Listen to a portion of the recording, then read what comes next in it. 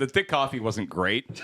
It tastes like stale. Yeah. Your sinuses. Hey James, can we put the lovely Child's Play people I on was the about to spot say. and make them talk about where all they're gonna do with this money? Yeah, absolutely. Please. I think the last time I heard it was on the first day, so it's fitting that the last time I hear it is on the last day. Go for it, Ange.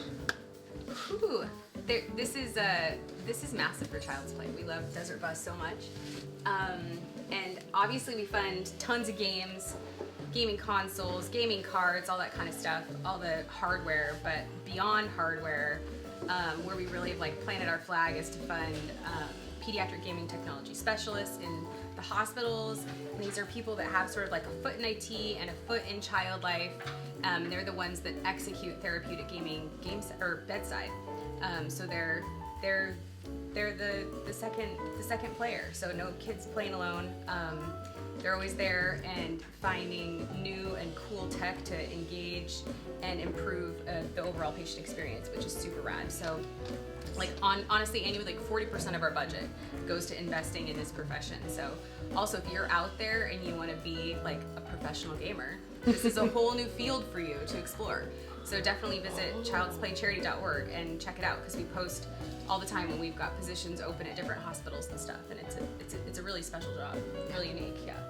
There's one open right now in Austin, Texas. There's one open at Dell Children's, so one of our game techs is moving on. I think the other cool thing, we talk a lot about the gaming that we do and the game techs, but one thing that we're really starting to look at right now, because we know a lot of people too thinking about the medical field and how we can reduce the anxiety and sedation and other things, is we funded a game tech and a research project down at CHLA to really look at how they can, with MRIs and any IR, VR experience, they're going to use VR to see if we can reduce sedation for patients.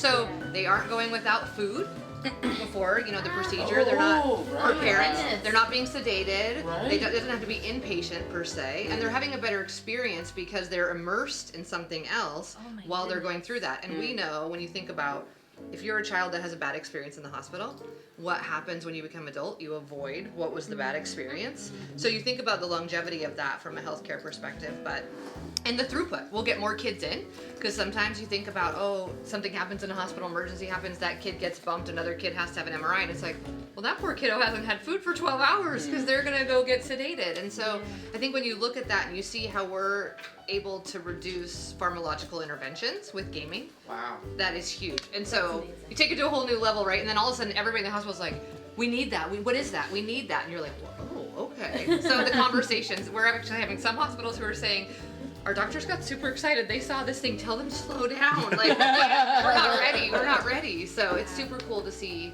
that happening too. Yeah, so thanks Desert Bus. Because Yes. all the cutting edge business that all these, children's hospitals are up to, it's because of you. So you're totally changing a kid's life, which is incredible. And you, everybody donate. Mostly you. Chat. That gigantic number in the top corner is all coming from you. We're just here acting like idiots for easy. All right. I just want to comment on it. I love how the VR goggles reduces the trauma for the kids, right? Because a lot of the lingering long-term stuff with the illnesses is the trauma of the experience. I know if Liz was here, she would share her story and we would get to see it from her perspective. And it's okay that Liz isn't here. We love her and we'll see her again. But part of her experience is a traumatic experience. It was. Right? Yeah. I still remember the lights above the table in the emergency room when I broke my collarbone when I was 6 years old. Yeah. I couldn't have been in that room for more than like 15 minutes.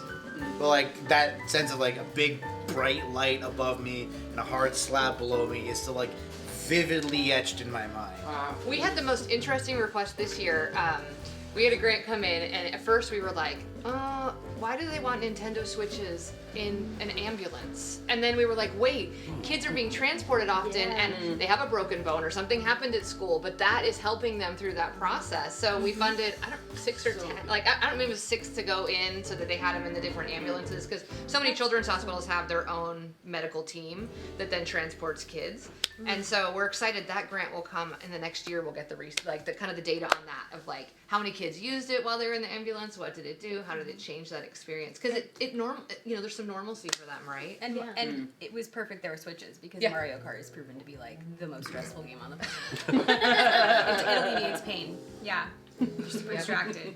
I love those on the ground requests that come from people that you wouldn't have thought about, like putting a switch in an ambulance, but somebody somewhere thought that was a good idea, and now everybody can benefit from that. You can roll that out to more places. That's great. And sometimes just thinking of the idea in the first place Yeah. is the hard part. You're like, We had to go do our own research. We were like, should we use our donor dollars, like Chat's dollars, to do this? Should we? And then we were like, oh, we called the hospital, we checked in, we talked to them. It was super cool. But like the goggles that go in the MRI suite, right? They can't have any magnetics on them, so they're really expensive to be able to talk to the patients through them with the caregivers and clinicians. You kind of think about some of that, and it's expensive. But thanks to you, we get to do that. Yeah.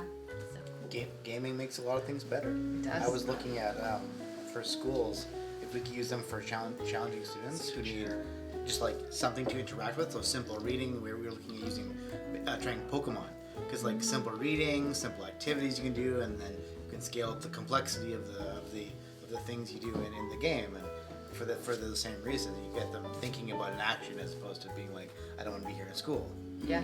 Well, and we hear all the time the game guide. You know, we put that in 12 languages last year. Yeah. 12 or 13 languages now online, so you can download the game guide. But that's used in schools. I mean, we have every time someone comes up at a PAX, right? They're wanting the game guide or looking at that as ways to. Yeah, gametherapy.org. Check it out. You can search by console. You can search by an experience you're having, which the experiences are mostly aligned with an experience you'd have in the hospital, but not unique to being outside either. So like depression, anxiety, boredom, short-term boredom, like different things you can search on and find the game that's most suited. And that research was done by University of California, San Diego, and Circana, which is a video game research company that we hired to execute that. It's really cool.